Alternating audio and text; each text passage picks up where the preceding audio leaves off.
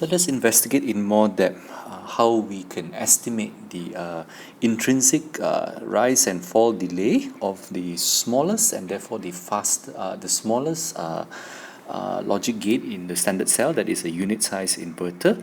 And let us try to see how we can compare different logic gates, the intrinsic speed of intrinsic fall and rise speed of other types of logic gates with this in basic unit size inverter. So in the standard cell library, the smallest inverter that can be made would have a minimum width, and typically this is on the order of like twice the channel length or the transistor gate length. And this W min is actually the width of the NMOS here with a unit size of 1.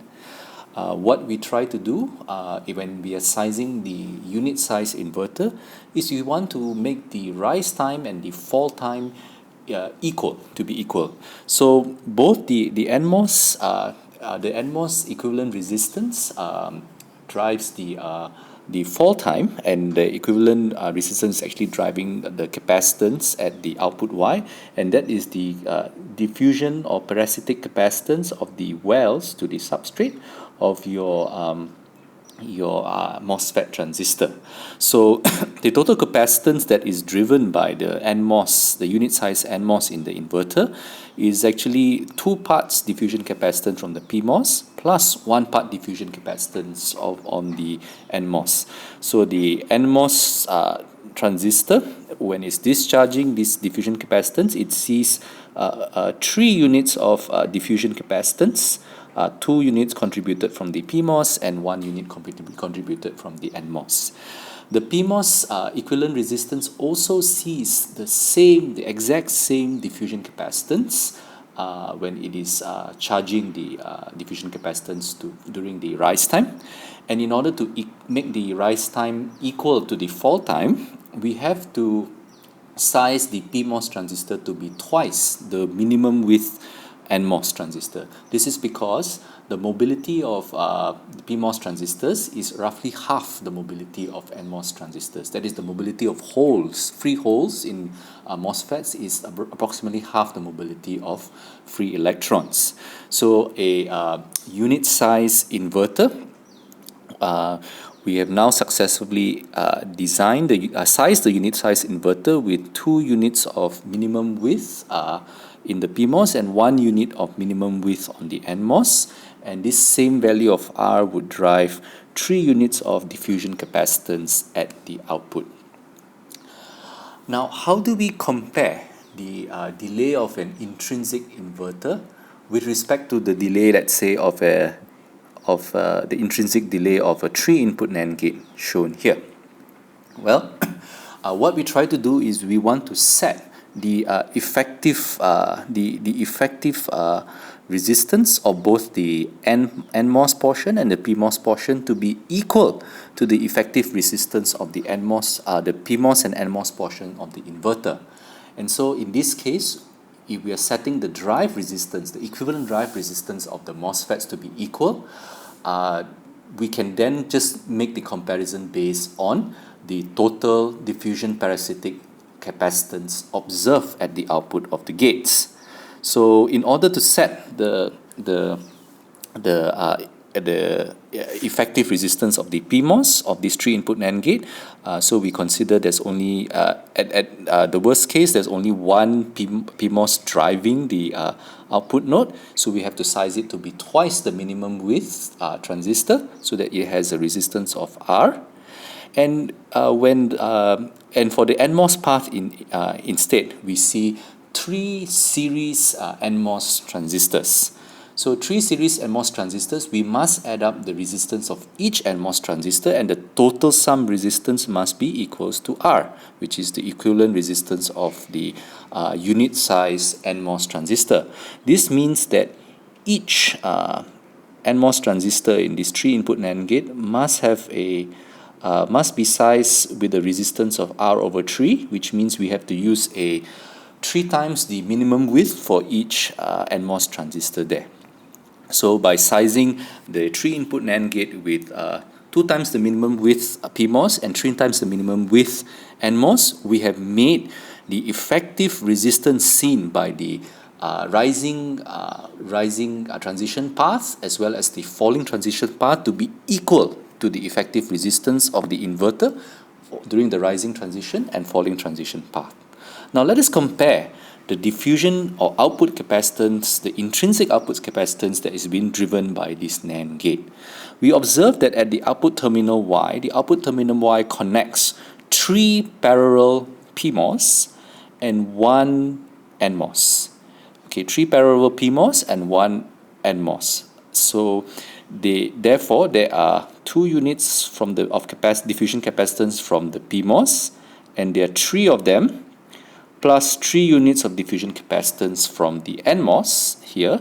So we have a total of 9 units of diffusion capacitance at the output of this NAND 3-input NAND gate. So a unit size inverter is only driving at the same effective resistance of the MOSFET. It is only driving 3 units of diffusion capacitance, whereas for a 3-input NAND gate, we are driving 9 units of diffusion capacitance.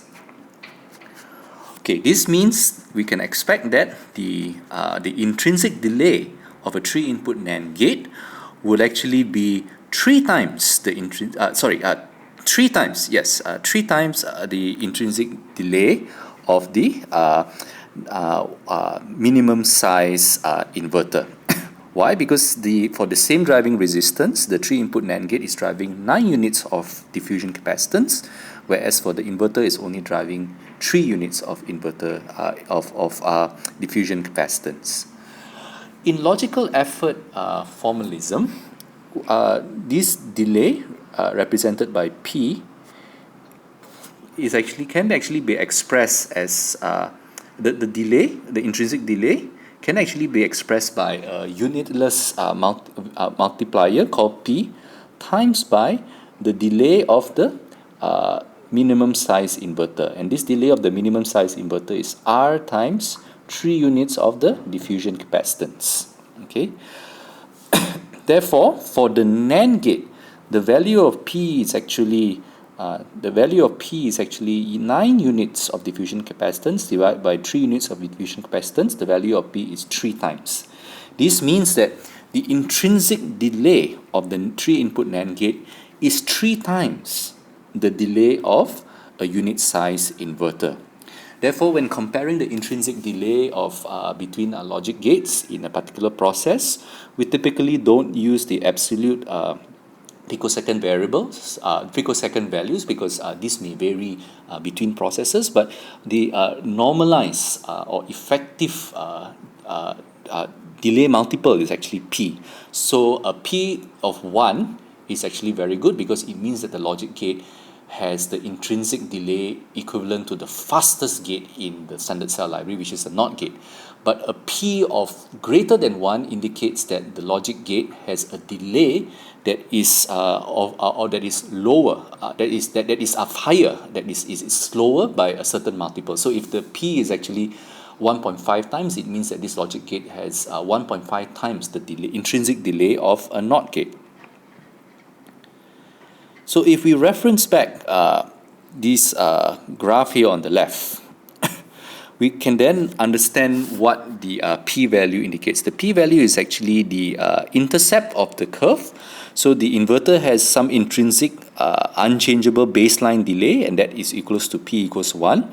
And we are comparing a 3-input NAND gate that actually has a higher baseline delay. That is actually 3 times the baseline delay, the intrinsic baseline delay of a unit size inverter.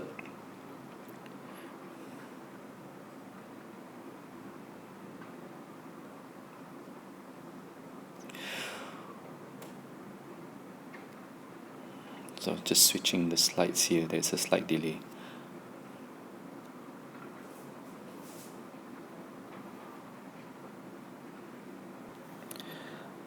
Now we can repeat this same calculation, this same analysis for a 3-input NOR gate listed here. So As usual, we want to try to normalize the effective driving resistance of the rising transition and the falling transition. So on the falling transition, that is given by a single NMOS, so we can size it to the minimum size, the unit size of W min. But on the rising transition, that is actually contributed by 3 series PMOS. And we know that a single PMOS is actually it has actually twice the resistance. For same size, a single PMOS has actually twice the resistance for a similar size NMOS. We need this equivalent total resistance to equals to R. So the effective resistance of each stage, each PMOS in the series has to be R over 3. This means that we have to size each individual PMOS stage to be 6 times the minimum width. And this will then make the effective resistance of the rising path and the effective resistance of the falling path to be equal to the effective resistance of the NOT gate rising path and falling path. Now, given the rising and falling path are now equal, we then proceed to compare the diffusion parasitic capacitance sitting at the output node. The output node Y of a 3-input NOR gate has 3 NMOS transistors, unit NMOS transistors connected to it, and 1 6-unit PMOS transistor. Therefore, there are 6 units of diffusion capacitance from the PMOS transistor, plus 3 units of diffusion capacitance from 3 parallel NMOS transistors. So there is a total of 9 units of diffusion capacitance sitting at the output of a 3-input NOR gate. This means that the parasitic factor P is actually 9 units of diffusion capacitance compared to 3 units of diffusion capacitance from the unit size inverter. So P is equivalent to 3.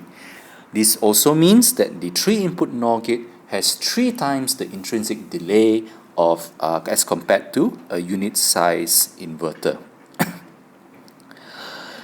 You may actually repeat this analysis for different types of gates, that is NAND and NOR gates with 2 inputs, 3 inputs, 4 inputs, and up to n inputs, and also for tri-state and multiplexers. So this table gives you a summary of the comparative intrinsic delay, right? So again, just to repeat, this is the P equals 1. So this is the table of P. P equals 1 says that the intrinsic delay of the logic gate is equivalent to the unit size inverter. And NAND gates with 2 inputs actually have twice the intrinsic delay. Tri-state and multiplexers with 2 inputs have 4 times the intrinsic delay of inverters. And remember again, the width of the logic gates do not influence the intrinsic delay. The intrinsic delay is a given logic delay, is set by the process technology. Now, what we haven't actually covered in detail, we've glossed over this, is that when you actually have a series of transistors, okay, either be it NMOS or PMOS transistors, you are not just charging the capacitance at the output node, you also need to charge the capacitance at all the intermediate nodes. And if you wish to add this level of detail, you would then use this equation here to estimate the true parasitic capacitance component, that is P, for each of these logic gates. And further, what I need to mention as well is typically when we say 3 units of parasitic diffusion, sometimes we would like to also compare the number of units of parasitic diffusions with the input gate capacitance. So in modern technologies, parasitic diffusion capacitance is roughly 0.8 to 1 of the gate input capacitance. So this is why if we round up, that we say that 1 unit of diffusion capacitance equals 1 unit of gate capacitance, then P has this value of 1. But if we are taking that the 1 unit of diffusion capacitance is slightly less than 1 unit of input gate capacitance, that is the input capacitance at the input of a unit inverter, then the P actually would be less than 1, or maybe be 0.8 in this case.